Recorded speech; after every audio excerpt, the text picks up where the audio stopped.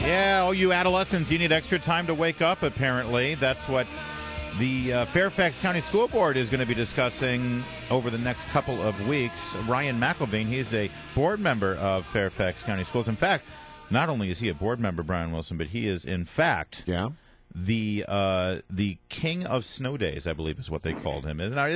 You're the king of snow days, right, Mr. McElveen? Supposedly, yes. Your Twitter feed was very popular amongst your students. That's right. All right. Well, listen, we want to talk about this, and I know that you're going to be having an opportunity for parents to sound off. There's 4 days in May, 19th, 20th, 27th, 28th, and then in June, the 7th, 9th, 10th, and 11th. The locations and those dates will be on our page there at WMAL.com for Mornings on the Mall, so you can all go out and have your voices heard.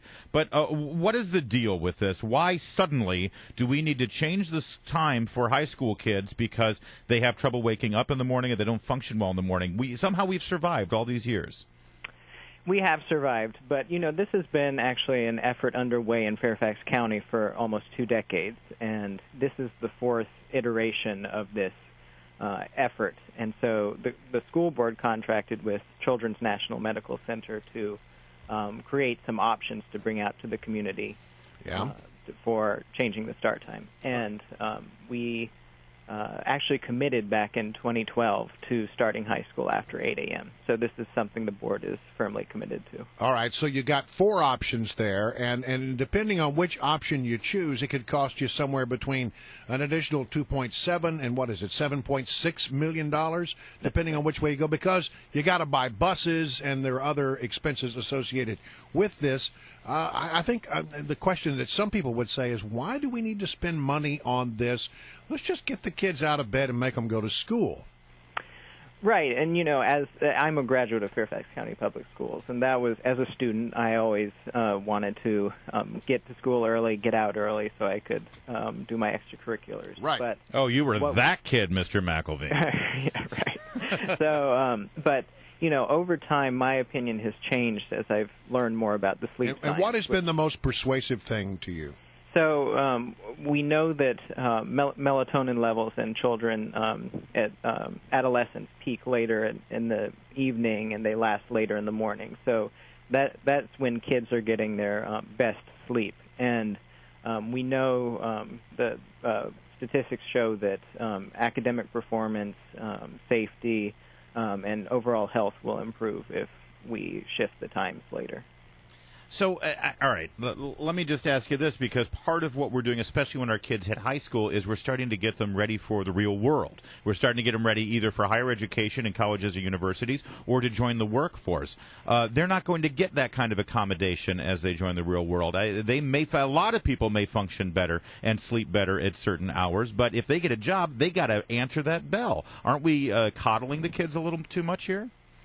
And that's a valid argument, but my belief is if we start them out with a better, healthier foundation at adolescence, they will be prepared to live longer, healthier lives and work and perform better when they get into the workforce. All right, so when you talk about traffic, and everybody talks about traffic in this area, and especially in Fairfax County, your peak times are from 7:30 to about 9:30. So the buses are now going to be more in that morning rush, and then you're going to have them, in some cases, buses out on the roads later in the afternoon into the beginning of the afternoon drive time. Isn't that going to be something that is going to have an impact on everybody's lives? It will have an impact, and the idea is that traffic patterns will adjust. Obviously, we're still going to have traffic between those hours, but we've seen that in Loudoun County, they start their schools at 9 a.m. and release them at 3:15. Yeah, but when the buses stop, traffic has to stop. Yeah, that's the problem. And Loudoun isn't really in the belly of the beast in the same way that Fairfax County is. Wouldn't you agree? Yes, and like I said, that's a valid argument, but the goal is to educate the community and. The goal is to educate the community, but the community has to function. Right. We just got to deal with it, in other words. There are going to be more buses, you're going to be stopped more, and there's more traffic and congestion. Just deal with it. Right. Well, and our hope is that traffic patterns will adjust. All right, Ryan McElveen is our guest. He's a member of the Fairfax School Board. And again, parents, you can sound off about this. 4 dates in May, 4 dates in June. We'll have the specific dates and locations because they spread out all over Fairfax County, and they want to hear from you. I mean, if you hear the parents coming up and saying, this is not a good idea, are you open to that? We are certainly open to any opinions at this point, but again, we've, as a system, committed lots of money and study time over the years, and we're committed to doing something starting in 2015. So let me make, that's a very important point. If people are against this idea, well, that ship has sailed, right? That ship has sailed. However, if they see these plans that we're putting out and they have ideas, constructive criticism, we can certainly adjust the plans.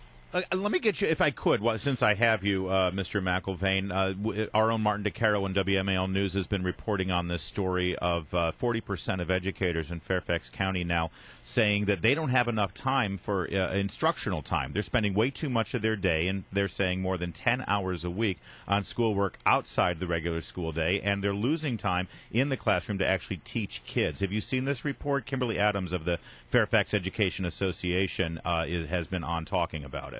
Right. Yeah. I mean, we're certainly well aware of that. And do you want to go on the record here in terms of what you think the Fairfax County Board of Education should do about it? Well, we're looking at ways we can restructure the school day, both at the elementary and secondary levels. They involve increasing the length of the elementary school day on Mondays, so that there's and incorporating more teacher planning time in there. But what we've seen is that as the state has put more and more requirements in terms of testing on us, that our burdens have increased greatly at the local level. And as a result of that, ultimately, the teachers are not actually able to teach the kids as much as they used to. Right, and they don't have as much time to prepare as well. All right, getting back to the school bus thing. So tell me, there are 4 proposals on the table. Do you have a personal preference as the one you like the most? Because each one of them has a varying cost associated with it. That's correct. I mean, the goal is to do this for as little cost as possible. I personally do not have a preference. I'm waiting to hear from the community. All right, Mr. McElveen, Ryan McElveen, Fairfax School Board member, thank you so much for being here. It's always good to talk to you. And Thank you. Again, those hearings are upcoming. If you have an opinion about it, you'll want to check our website, find out what date works best for you, and go express your voice and have your voice heard.